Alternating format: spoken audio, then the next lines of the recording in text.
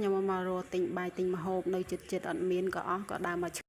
មាន់ហ្នឹងលក់ម៉ាយអីចិត្តត្រីហ៎ត្រីលក់ម៉ាយ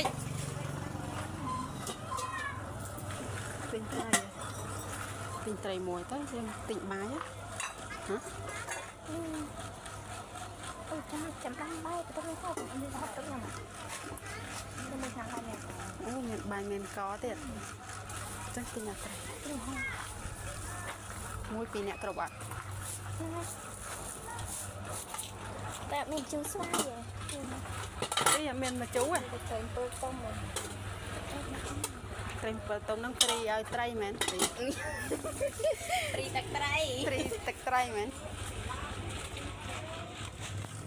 ទិញបាយម្ហូបបងប្អូនដោយសារតែនៅចិត្តអត់មានអ្នកលក់ទេដោយសារតែបងប្អូនខ្មែរយើងនាំគ្នាទៅផ្ទះឡើងស្ងាត់ស្រុកស្ងាត់ភូមិមកហើយទៅតាំងពីម្សិលមិញក្បាលល្ងាចថ្ងៃហ្នឹង